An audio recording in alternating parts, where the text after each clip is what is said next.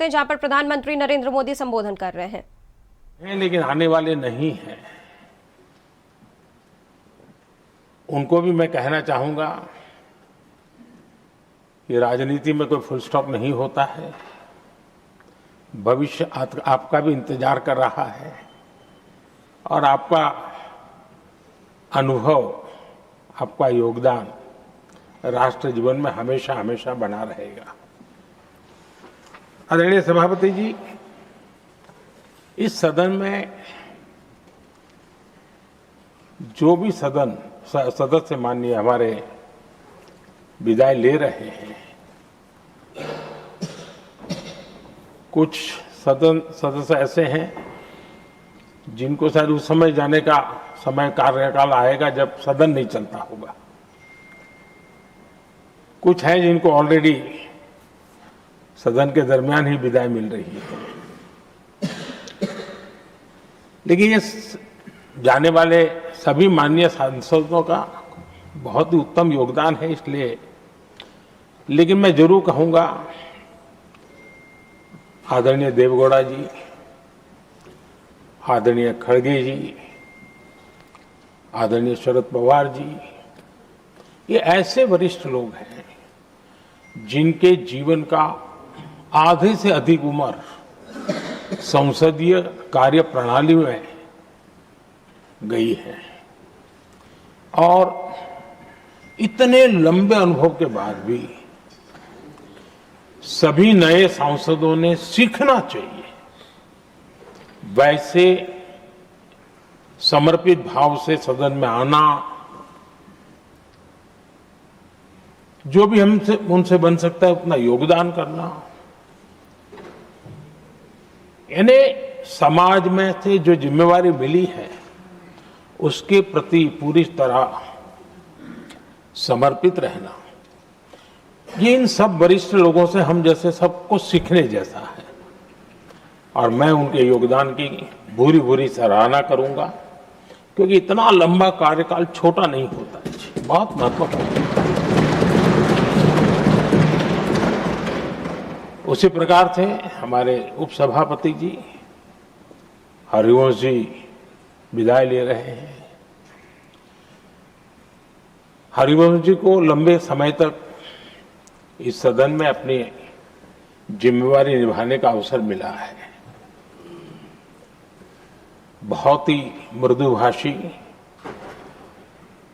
सदन को चलाने में सबका विश्वास जीतने का निरंतर जिन्होंने प्रयास किया, और मैंने देखा है कि संकट के समय ज्यादातर उपसभापति के ही जिम्मे आ जाता है कि भाई आप संभाल लेना जरा, तो उनको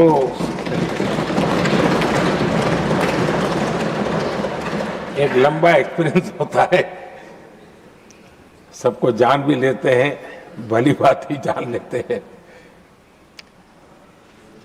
लेकिन उनका भी योगदान, और जब भी, और मैंने देखा कि जब सदन का समय नहीं होता है तो देश के कोने में कहीं न कहीं वो यूथ के साथ मिलना जुलना, देश की परिस्थितियों के संबंध में उनको अवगत कराना,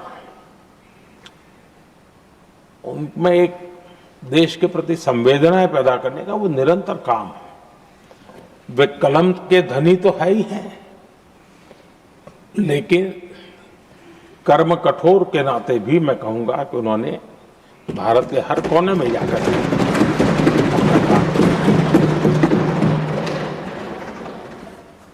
आदरणीय सभापति जी, कभी कभी किसी समय हम सुनते थे कि सदन में बहुत ही हास्य विनोद व्यंग्य का अवसर मिलता रहता है। इन दिनों शायद धीरे धीरे कम होता जा रहा है, क्योंकि 24/7 मीडिया की दुनिया ऐसी है कि हर कोई कॉन्शियस रहता है। लेकिन हमारे आठवले जी हैं जी, सदाबहार है।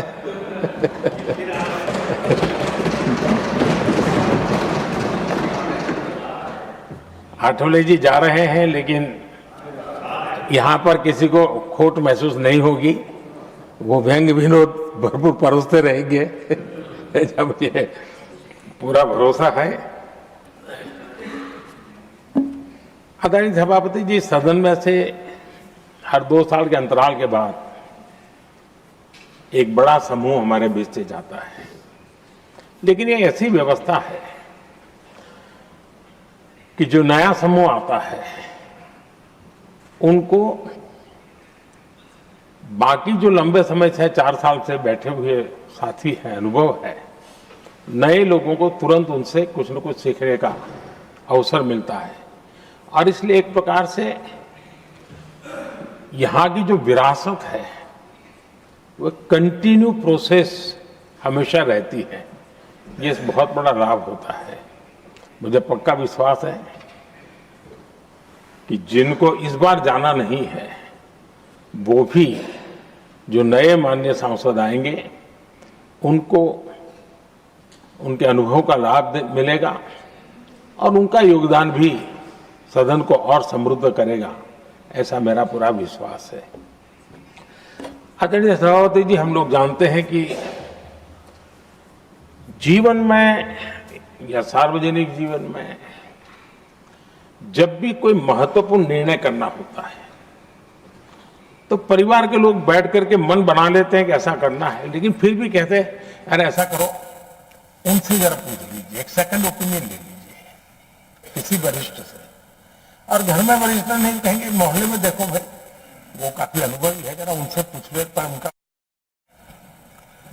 अगर कोई बीमार कहते हैं यार ऐसा करो भाई, एक और डॉक्टर से जरा ओपिनियन ले लो, सेकंड ओपिनियन का बहुत महत्व होता है।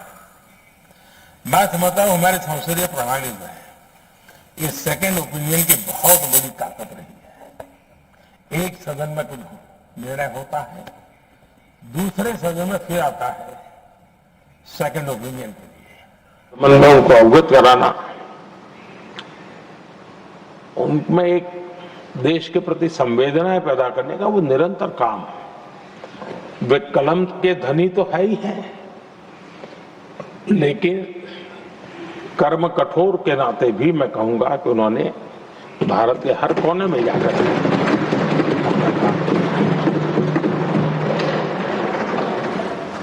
आदरणीय सभापति जी, कभी कभी किसी समय हम सुनते थे कि सदन में बहुत ही हास्य, विनोद, व्यंग्य का अवसर मिलता रहता है। इन दिनों शायद धीरे धीरे कम होता जा रहा है, क्योंकि 24/7 मीडिया की दुनिया ऐसी है कि हर कोई कॉन्शियस रहता है। लेकिन हमारे आठवले जी हैं जी, सदाबहार है।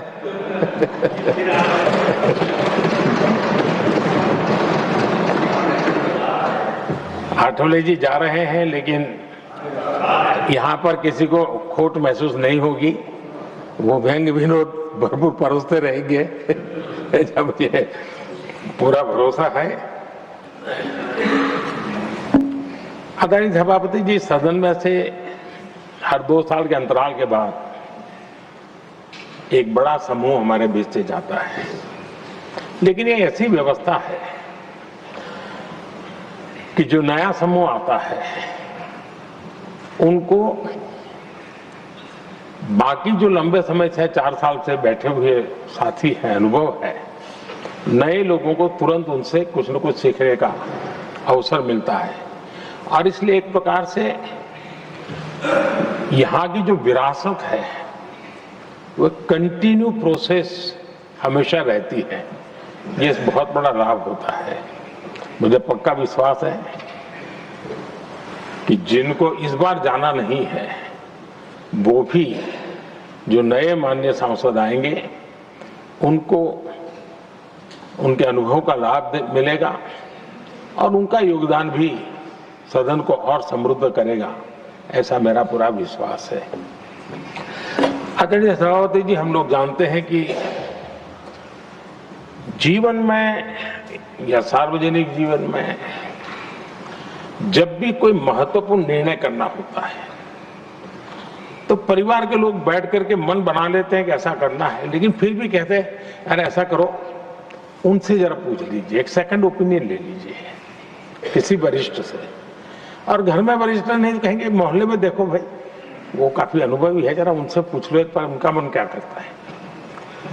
अगर कोई बीमार है तो भी कहते हैं यार ऐसा करो भाई, एक और डॉक्टर से जरा ओपिनियन ले लो, सेकंड ओपिनियन का बहुत महत्व होता है।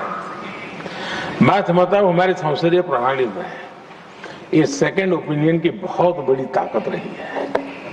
एक सदन में कुछ निर्णय होता है, दूसरे सदन में फिर आता है सेकंड ओपिनियन के लिए। अगर इस सदन में होता है तो उस सदन में जाता है सेकंड ओपिनियन के लिए। और ये सेकंड ओपिनियन उस सारी बहस को, उस सारे निर्णय प्रक्रिया को एक बहुत बड़ा नया आयाम दे देती है।